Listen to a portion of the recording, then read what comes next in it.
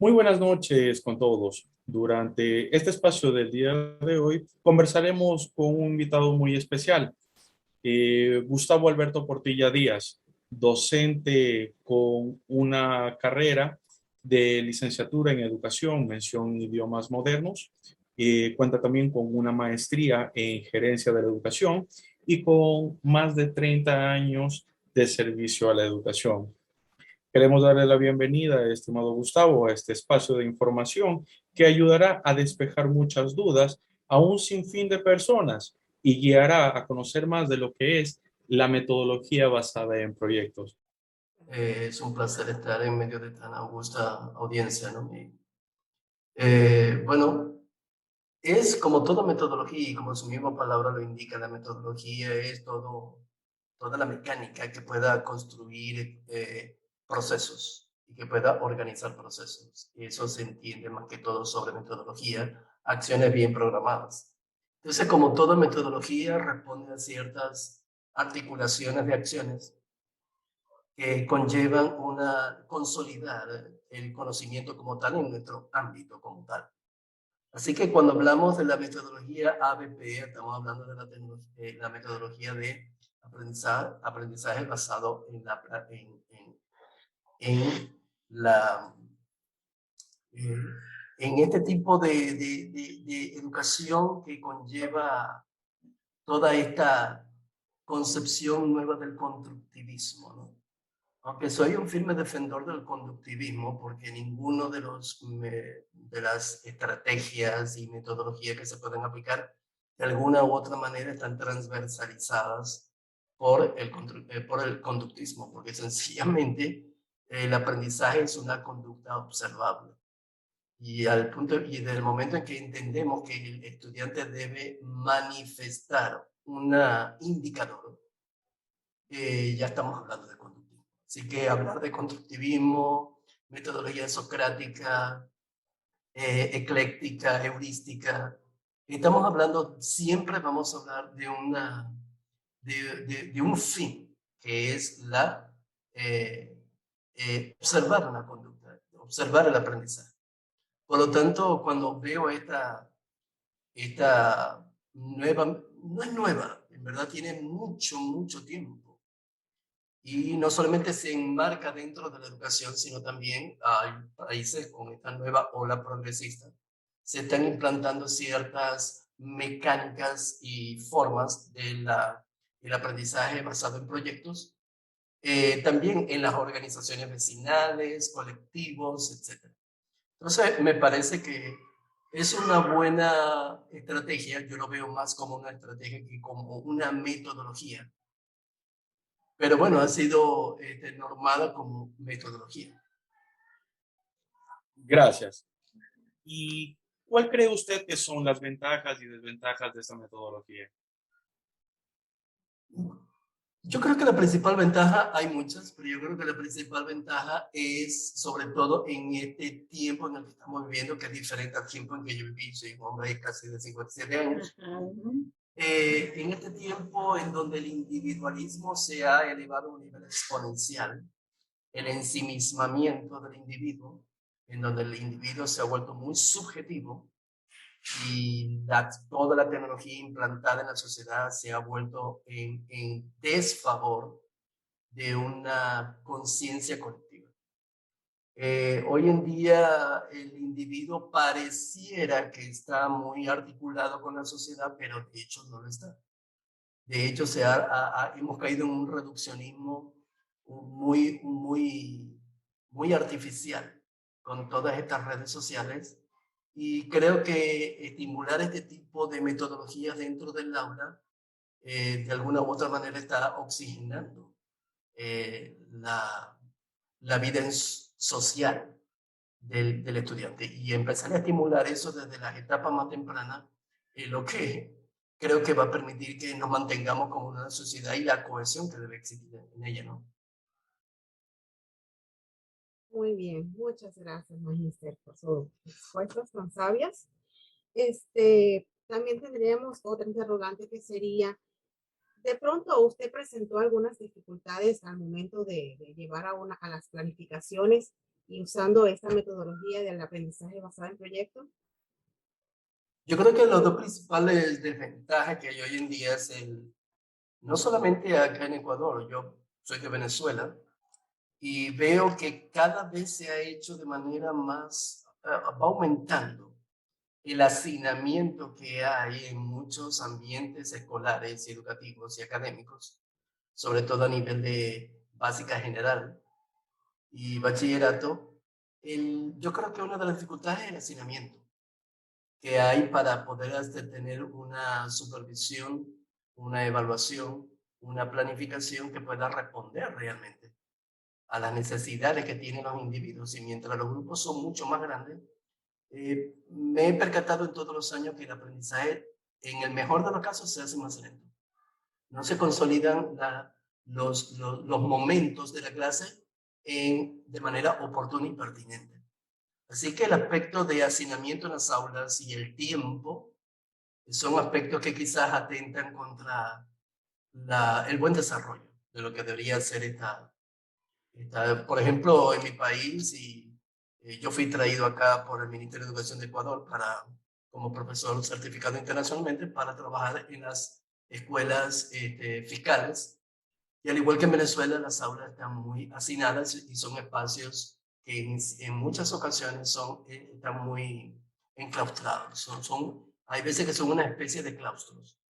Entonces, y el tiempo también es un binomio allí que está promoviendo quizás no la consolidación máxima de este método, aunque el método de hecho tiene su bondad. Muy agradecida, Máster. En su trayectoria de paso por la educación, usted ha usado esta metodología en diferentes niveles.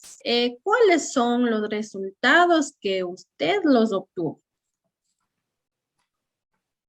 Yo diría que como anteriormente mencioné, para mí es relevante y es preponderante en estos tiempos de tanto aislamiento individual en la que se están desenvolviendo en las nuevas generaciones, sobre todo los millennials, que creen que la vida ya no es tangible. Y se tiene que ahora nosotros la educación tenemos el reto de traerles nuevamente el mundo a sus manos. A todas aquellas desproporciones que se les han presentado en creer que ciertas compañías son superiores a otras. Por ejemplo, creen que es mucho mejor estar interactuando con un juego que responde a ciertos algoritmos y que sencillamente me estoy eximiendo de realmente sentirme acompañado por una persona real o por varias. Y creo que esa es una de las mayores experiencias que he tenido. Creo que es una de las bondades que debemos resaltar de este tipo de metodología de aprendizaje basado en proyectos, en donde el chico se enfoca en socializar, en tolerar y analizar para hacer síntesis y poder llegar a conclusiones y recomendaciones y soluciones. ¿Qué competencias podría desarrollar un estudiante si un docente usa esta metodología basada en proyectos? Yo creo que la experiencia, lo que he visto es que el docente con el tiempo, al estarlo aplicando, los estudiantes se dan cuenta que ya se desvanecen, ¿no?, las barreras generacionales entre el docente y el estudiante, y el docente se vuelve con el tiempo un socio de aprendizaje con el estudiante. Entonces, esa familiaridad, ese calor humano que empieza a generarse es el que dispara ciertos mecanismos mentales de relajamiento para poder aprender con tranquilidad.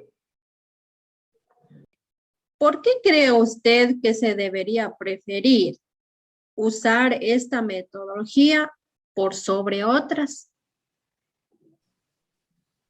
Bueno, yo siempre he sido muy enemigo del exclusivismo, ¿no? Alguien dijo una vez, Simón Bolívar dijo, es más importante, es mejor ser útil que importante, ¿no? Hablar sobre ese tipo de discriminaciones y fraccionar las relaciones humanas y de aprendizaje en esos términos, nunca he sido muy adepto, ¿no?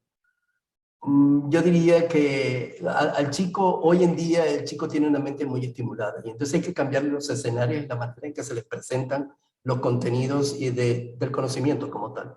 Así que deberíamos, sí, envolver que sea un proyecto para consolidar toda una serie de microprocesos en la que podemos tener, yo siempre manejo mucho el aspecto socrático en mis clases, en donde hay una discusión activa y vehemente de parte de los estudiantes, preguntas, respuestas, y Sócrates explicaba las realidades y los fenómenos de esa manera, ¿no? Entonces, me parece que sí, yo creo que el ABP es una manera de poder consolidar todo un proceso macro. Para finalizar, Magíster, quizás nos podría brindar quizás unas pequeñas conclusiones o darnos algunas, más que conclusiones, algunas recomendaciones en el uso de esta metodología del aprendizaje basado en proyecto que quizás nos ayude a nosotros como estudiantes de la maestría en educación y, ¿por qué no, a otros docentes que les puedan interesar usar esta metodología basada en proyecto? Yo creo que los dos aspectos más recomendables es saber utilizar el tiempo. Creo que el tiempo es algo que el segundo que pasó no lo vamos a volver a tener. O sea, realmente hay que maximizar el tiempo, hacerlo útil, provechoso, significativo. Y es algo que el chico debería tener muy en cuenta viendo un modelaje en el profesor. Cuando un profesor llega a su aula bien planificado, o utiliza el vocabulario propio del contenido a evaluar, está maximizando el tiempo. Y no empieza como que decimos en mi país, a lanzar piedras al estanque, a ver en dónde caen.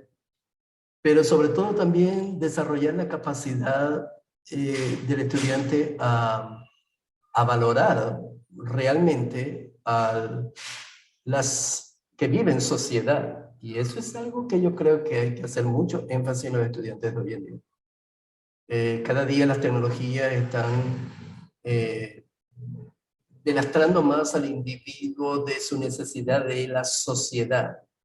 Está enclaustrado, metido en su propio mundo, en sus propias ideas. No sé a dónde iremos a llegar. Yo no sé si iremos a llegar a lo que hemos visto en algunas películas, en donde ya nos convertiremos no en unos seres tangibles, sino, como ha dicho el presidente de Google, que bueno, nos convertiremos en el año 2120 en unos cuantas dentro de una mega red gigantesca.